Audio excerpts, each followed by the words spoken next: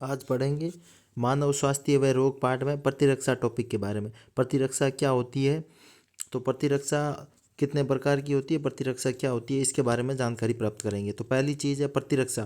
प्रतिरक्षा क्या होती है, जो शरीर होता है, जो रोग से लड़ने की क्षमता होती है। तो प्रतिरक्षा मतलब परपोषी रोग कारक से लड़ने की क्षमता को प्रतिरक्षा कहते हैं। प्रतिरक्षा दो प्रकार की होती है। पहली प्रतिरक्षा होती है सहज प्रतिरक्षा और दूसरी होती है उपार्जित प्रतिरक्षा। तो प्रतिरक्षा पहली कौन सी है, सहज प्रतिरक्षा, इसके बारे में पढ़ेंगे। सहज प्रतिरक्षा ये अविशिष्ट होती है, मतलब जन्म के समय होती है और रोध उत्पन्न करती है। मतलब जैसे शरीर की बाहर की त्वचा हो गई या उपकला हो गई, ऐसी प्रतिरक्षा, ऐसी जो त्वचा की परत होती है जो किस में आती है, अपने सहज प्रतिरक्षा में आती है।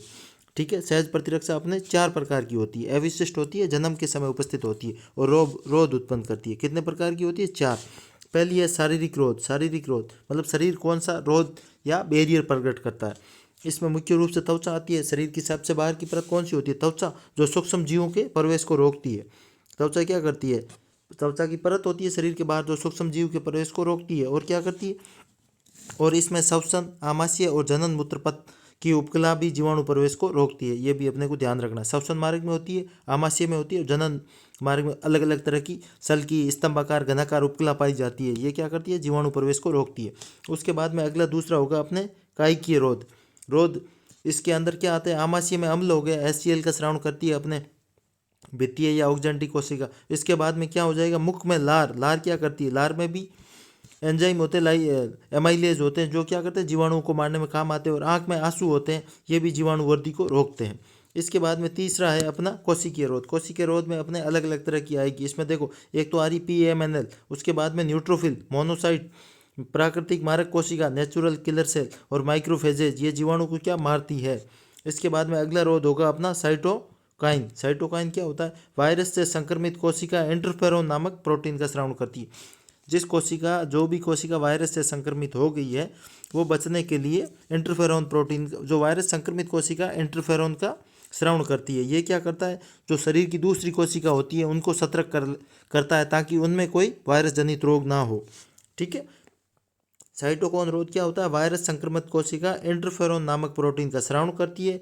ये असंक्रमित कोशिका को विषाणु संक्रमण से बचाता है। इसके बाद में अगली दूसरी प्रतिरक्षा, पहली अपन ने पढ़ ली सहज और दूसरी आएगी अपनी उपार्जित प्रतिरक्षा। ये रोग विशिष्ट होती है। उपार्जित प्रतिरक्षा क्या होती है, ये रोग विशिष्ट होती है, स्मृति या मेमोरी पर, अपनी याददाश्त पे काम करती है। ठीक है। उपार्जित प्रति के रोग मतलब हर रोग की के लिए अलग अलग उपार्जित प्रतिरक्षा बनेगी। ठीक है। और मेमोरी या स्मृति पे काम करती है। इसमें पहला आता है प्राथमिक अनुक्रिया, मतलब पहली बार अनुक्रिया होती है, उसको अपन बोलते हैं प्राथमिक अनुक्रिया। जब रोगजनक का पहली बार सामना होता है तो प्राथमिक अनुक्रिया कहते हैं। प्राथमिक अनुक्रिया कैसे कहते हैं, जब रोगजनक का पहली बार सामना होता है। ठीक है। ये क्या होती है, कम तीव्रता के साथ होती है। इसमें तीव्रता क्या होती है, कम होती है। ये चीज़ अपने को ध्यान रखनी, मतलब पहली बार कोई भी शरीर पे हमला होगा रोग कारक का, तो शरीर उससे धीरे धीरे लड़ाई करेगा या सुरक्षा करेगा अपनी। फिर होती है उसके बाद दूसरी अनुक्रिया। दूसरी अनुक्रिया क्या होता है, जब रोगजनक का दूसरी बार सामना होता है। ठीक है। उसे द्वितीय अनुक्रिया कहते हैं। ये उच्च तीव्रता से होती है। उस तीव्रता से क्यों होती है, क्योंकि पहली बार जब रोग कारक का अपने शरीर का सामना किया तो उसमें मेमोरी या याददाश्त बन गई थी। ठीक है। ये बहुत तेज़ी से होती है। ठीक है। ये अपने को ध्यान रखना। प्राथमिक अनुक्रिया जब रोगजनक शरीर में पहली बार प्रवेश करता है। द्वितीय अनुक्रिया जब शरीर में दूसरी बार रोगजनक वो सेम रोगजनक दूसरी बार प्रवेश करता है। ये उच्च तीव्रता से होती है और इसमें क्या होता है, स्मृति पे काम करती है, मतलब प्राथमिक मुठभेड़ की से स्मृति उत्पन्न होती है, उस पर काम करती है। ठीक है। प्राथमिक व द्वितीय प्रतिरक्षा हमारे रक्त में मौजूद दो प्रकार की लसिका द्वारा उत्पन्न होती है। पहली है बी लसिका और दूसरी है टी लसिकाणु, बी व टी लसिकाणु। ठीक है। इसमें बी लसिकाणु क्या करता है, बी लसिकाणु क्या करता है, हमारे रक्त में प्रोटीन की सेना उत्पन्न करता है ताकि रोगजनक से लड़ सके। बी लसिकाणु क्या करता है, रक्त में प्रोटीन की सेना उत्पन्न करता है ताकि रोगजनक से लड़ सके। जो भी परपोषी बैक्टीरिया, जीवाणु कुछ भी प्रवेश किया है तो बी क्या करता है, बी लसिकाणु सेना उत्पन्न करता है ताकि रोगजनक से लड़ सके।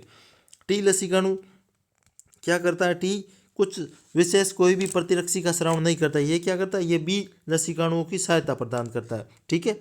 लसिकाणु की सहायता प्रदान करता है। इसके बाद में अपना आता है प्रतिरक्षा अणु। प्रतिरक्षा अणु की संरचना इसमें दे रखी है। देखो, इसमें दो श्रृंखला होती है, एक होती है दीर्घ श्रृंखला और एक होती है लघु श्रृंखला। और फिर क्या होता है, इसमें डाई सल्फाइड बंद होते हैं। ठीक है। ये ध्यान रखना।